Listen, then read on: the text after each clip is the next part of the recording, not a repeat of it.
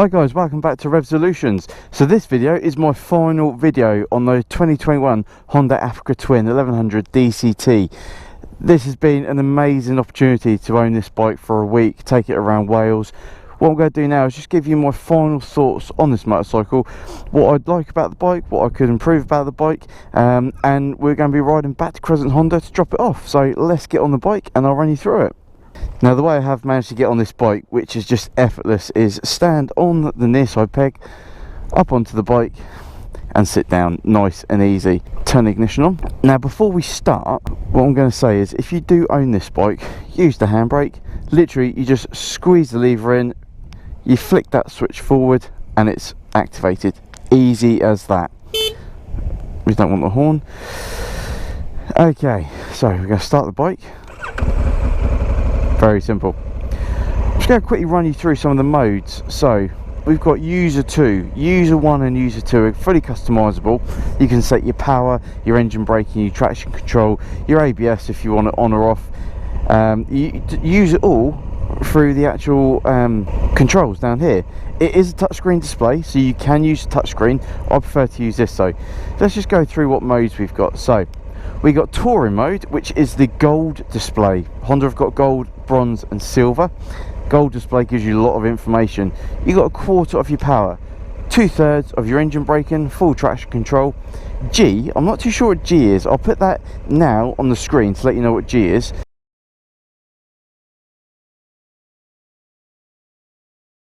And you got ABS on for the road. You got your fuel economy, your engine temperature, your gear, your revs. This revs out at 8,000 RPM on every single mode. You got your ambient air temperature, nice and warm, 26 degrees down here on the south of England. You got your time, you got your Bluetooth activation on, so you can actually Bluetooth this to your mobile phone, and also your intercom. I've disconnected that because I don't need to worry about that because I'm passing the bike back. You've also got here your modes, okay, so sorry, your informations. This one here in the middle you can select through, so ignore the top one because that's a bit wrong, but since I've had this bike I've ridden it 19 hours 46 minutes 47 minutes. I'm probably going to be taking that up to 20 hours by the time it gets back to Honda. Now I've ridden a total of 743.2 miles. I've given this bike a good run in and also got to grips with how it works. Average miles per gallon 58.3, and that is around town and also a little bit of motorway usage. You've also got your range. So I've got 56 miles left in the tank, your battery voltage and your date. And the last one, you can set your ABS, your traction control, your wheelie control, and let's turn G active. I'll find out what that is for you. So we've got urban mode, half power mode, 2/3 engine braking, full traction control and ABS on. You get a nice rev counter, your miles per hour and then your fuel gauge. Gravel mode, full power, full engine braking, full traction control, ABS is turned off. Off-road, this is the bronze display. You've got rev counter, fuel, 3/4 of your power and your full traction control. Down the bottom here you've always got your speedometer, you've got your total miles and also your gear indicator, or it will let you know if you're in automatic mode. So let's get this back into right, so we're going to go for user mode, everything turned on. Right, on the right hand side you got your drive. You've also got sport mode. You press it twice, you see sport activated, 3 levels of sport. I keep it in the top one. This one here, A/M, brings you into fully manual mode. So again you just use your gear selector and gear down to go through. You press AM, get you back onto automatic mode, and we're going to leave it on sport. So let's get this bike back to Crescent Honda. Right, I'm going to run through the things I really like about this motorcycle. Okay, for the top 5 things I like about the bike. So number 1, that TFT display. It is in your face, crystal clear, gives you so much information about this motorcycle.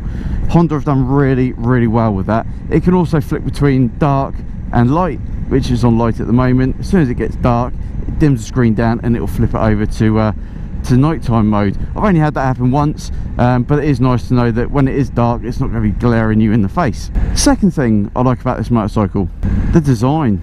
I think it looks absolutely fantastic. I really like it. It looks like it's set to tackle any kind of road condition you throw at it. So again, Honda have designed this really well. The colour as well is so bold. The red is just really vivid. I really like it. Number three is the riding position. You're up nice and high. You got a good, you feel like you're dominating the road when you ride this bike. Your arms are out nice and wide, your back is up nice and straight. It's just a good position to ride in, and it is good on a long distance as well. So definitely the riding position for number 3. Now number 4, what do I like about this? I'd say the power. It has got really good power. Well, actually, let's make number 4 a dual one. So the power coupled up with the DCT transmission, it is really good. You've got plenty of power at your disposal all the time. The 5th thing I like about this, the fuel economy. The fuel economy on this bike is unbelievable. If you haven't watched my other videos already on this bike, please do. But let me just run you through how good this bike is on fuel. So when I picked it up from Crescent Honda, I put a full tank of fuel in it because it was pretty much empty. That cost me £21, 18.8 litres fuel capacity this bike has got. Then jumped on the motorway system to go up to Wrexham, North Wales. I used normal automatic mode, not sport mode, cruise control. This bike was getting around about 68 miles per gallon on the motorway. Out of that full tank of fuel, by the time I got to the campsite in North Wales, I had done 250 miles on one tank of fuel. I then still had about 20 to 25 miles of range left in the tank. I believe this bike could easily have completed 270 plus miles on one tank of fuel.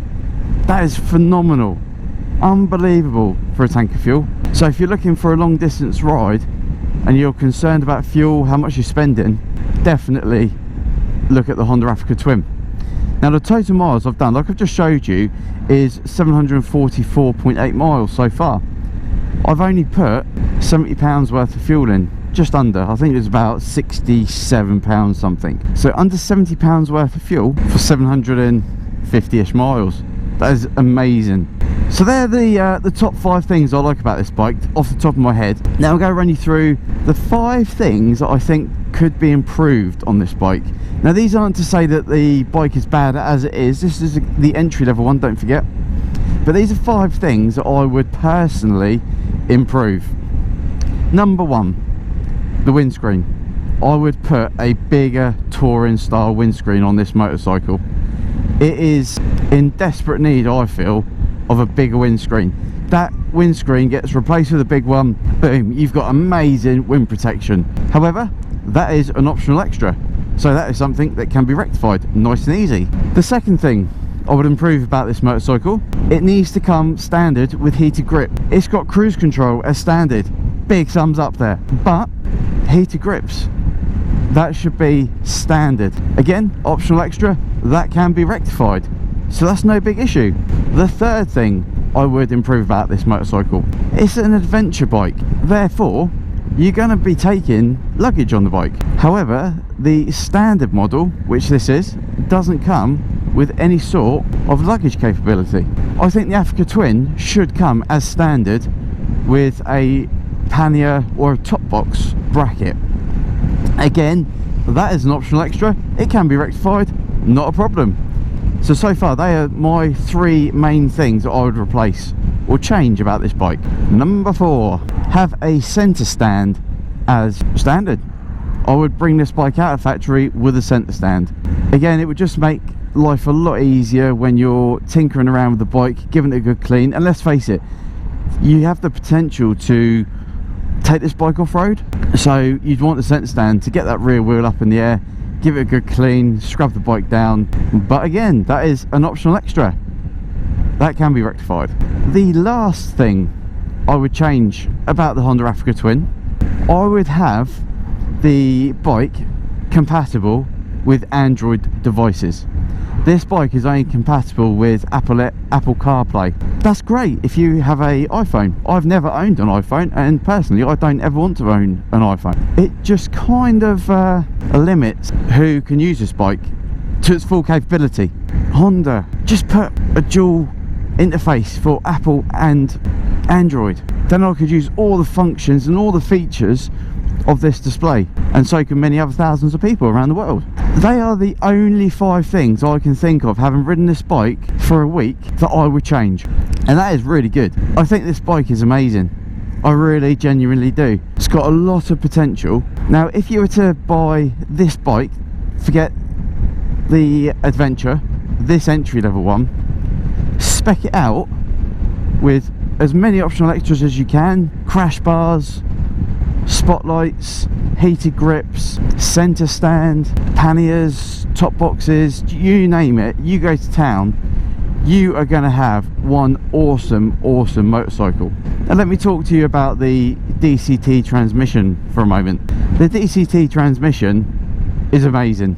You've got, like I said, you've got normal automatic mode and you've got sport automatic mode, and then you've got manual mode. When you're riding in normal automatic mode, the bike wants to upshift through the gears quite quickly.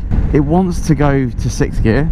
Now the only negative side of that is the bike doesn't know what kind of road you're riding on. So in Wales, when I was on the hairpins and the switchback of the Brecon Beacons, I wanted the bike to be in a lower gear. The bike didn't want that. The bike wanted to be in 6th gear all the time. And now when you go up a switchback in 6th gear or 5th gear, it really isn't good. You don't want that. So I had to put it in sport mode.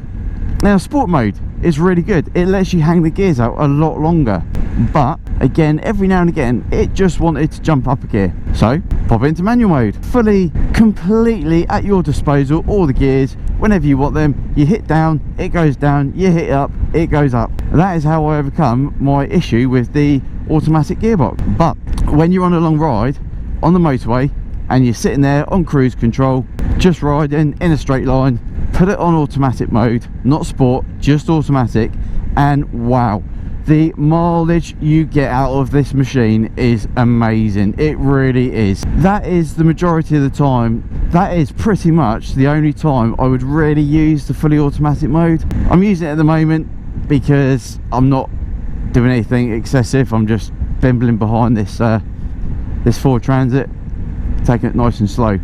Sport mode, I haven't really noticed much of a difference between mode 1, 2 and 3 in sport mode. This bike only had around about 200 miles when I got it from Honda. It hasn't had its first service yet. I've taken it up to 915 miles so far, so I haven't been able to fully exploit the engine. But that said, it is still out of this world for an adventure bike. I believe it's only got about 100 horsepower, 75 foot-pound of torque, but wow, it really shifts.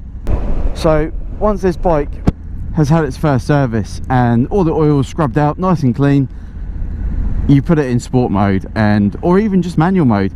Wow, this is going to have such a good, wow, this is going to put such a smile on your face.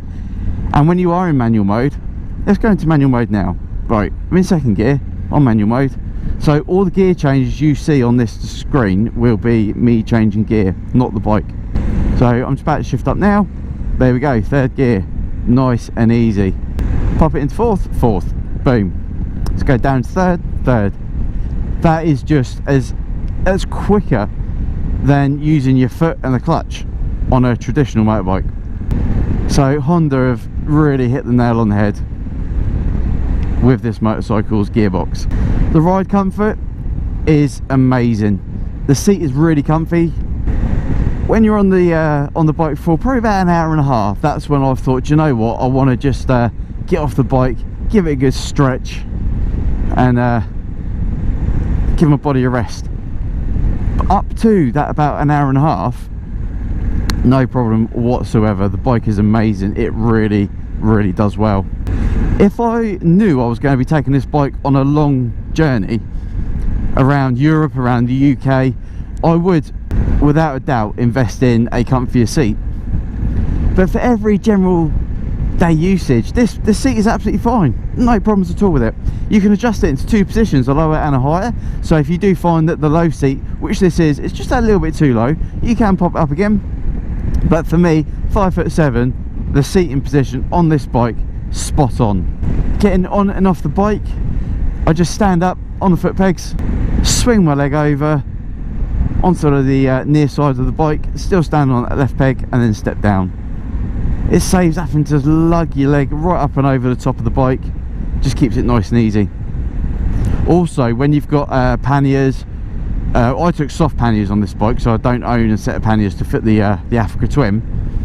I had the tent, sleeping bags, panniers all on the back. Swinging your leg over was not going to happen, so stepping up and over, that was perfect. Comes with a USB charger as standard, which also acts as a plug-in interface to the TFT, so you can connect your phone. That's all good if you got a Apple phone. Cruise control is nice and easy. Actually, one thing I would try and do with the cruise control is, well, I can't do it. One thing I would ask Honda to do is consider putting that over on the left hand side. It just makes it easier because you've got to kind of take your hand off the accelerator, fiddle around with the cruise control, and then put it back on again. Now, although this is in manual mode, when you do come to a complete stop, or you get right down to about 3 miles an hour, it will drop it into first gear for you. So if you do forget, because you've been riding on manual automatic mode for so long, it will just back you up there and drop it down into first gear. But as I said, I'm still in manual. I'm not going to change it from that. I'm going to leave it in manual, and I'm just going to be driving in manual mode until I get back to Crescent Honda. Now, sitting here at the traffic lights, my feet, don't know if you can see, are pretty much on the balls. Both feet down on the balls. I'm nice and secure on the bike. Can put the handbrake on, there we go, and the bike is held nicely. It's in gear, off the brake front, off the brake rear, handbrake on. Obviously that's going to probably apply to the rear brake. And then to release, pull the handbrake in, accelerate, and off you go. Filtering on this bike is very, very easy. Everything's up nice and high, so you can skim over the top of pretty much all wing mirrors. Now let's talk about the price. £13,049 I believe this bike is as a manual. As an automatic DCT, £13,949. That is a big jump between the two, a massive jump. And obviously you then spec it out, it's going to get even more expensive. If I was in the market for an Africa Twin, which after riding this for a week I really am considering it, would I spend £14,000 on a automatic or £13,000 on a manual? I'd have to go manual. And that's not based on the price, that's based on would I want to live all day every day with an automatic. Yes, it will make riding extremely easy and extremely laid back. I just don't think I'm at that time in my motorcycle career for an automatic motorcycle. However, if I was, and I really wanted an automatic, if I was going to be going on a long ride on this bike, and I knew I was going to be buying this bike purely for doing long distances and a lot of touring, I'd choose the DCT all day long. Just makes life easy, and let's face it, who doesn't want an easy life? But I don't think it's overpriced. I think the price Honda are asking for this is very, very reasonable. Right, I'm not going to touch the gears, so we're in third, second and first. So even though it is manual, the bike is still going to change down, just so you don't end up pulling away in fifth gear if you forget. The handling of the bike as well is really good. It's really flickable. Even with the on off-road tyres that this bike comes with, you can still really get some good corners smashed out on this bike. Now I have taken this bike on, I say off-road, I've taken it on loose gravel, I've taken it on grass, I've also bumped up probably about half a foot's worth of ground to get up to a vantage point. The suspension on this bike from factory, unbelievable. You bump up and you don't feel it. It absorbs so much of the shock. You then drop down and again you hardly feel it. It is just, Honda have really done well with this bike. I'd love to see what the Africa Twin Adventure is like. If the base model is this good, that bike is going to be out of this world. But it comes with obviously a higher price tag. But if money is no option, you probably want to go for the adventure bike, just so you got all the bells and whistles, if money's no option. but it really does absorb every bump in the road, going up and down, off-road, on-road, you name it. It does really, really well. And even when you're stood and you bounce the bike, it just absorbs everything effortlessly. Now, the most fuel I've put in this bike is only, I think, £21, but out of that £21 you're getting unbelievable miles out of the tank, great miles per gallon. So you're not going to be spending a lot of money in fuel on this bike to go a good amount of distance, which is another bonus that you want. Now, would I change the exhaust for a better looking? Yeah, I would. I'd get a better looking exhaust on this bike. Would I get it for the sound? Probably not. Not that really fussed about the sound on an adventure bike, but that manual gearbox is absolutely out of this world. It is really, really good. So in conclusion to the review and the final thoughts on the Honda Africa Twin 2021 DCT, I've got to give it a massive thumbs up. You get this bike, nothing is going to stand in your way. If you leave on off-road tyres on this bike, nothing is going to get in your way. You are literally going to conquer the road on this bike. Yes, it is the entry-level one, but if you spec it up, you can make this an amazing motorcycle. The TFT display is absolutely on point, and with obviously the big bar here, as you've seen in my other videos, I've got my sat nav, my mobile phone popped on the middle, so you've got plenty of space to put other items around the cockpit if that's what you're after. Again, I just want to say a big thank you to Crescent Honda Southampton for loaning me this bike to take around Wales. It has been an absolute blast. I've had such a good time on this bike. I do like the design of this area here. When you look down at the cockpit, it is a really good design bike. It really does look nice. And also the build quality is there. You feel like you're on an expensive motorcycle. So if you do get this bike, you end up spending £14,000, don't think you're going to get a bike that doesn't feel value for money, because it definitely does. And also the wind mirrors give you amazing visibility. They're perfect. You haven't got to move your arms in or do anything. You can just see what you want to see.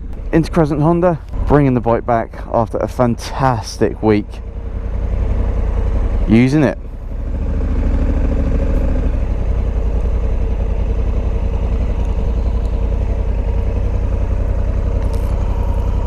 Alright, turn it off. So I stand down, up we go, and let's walk it back.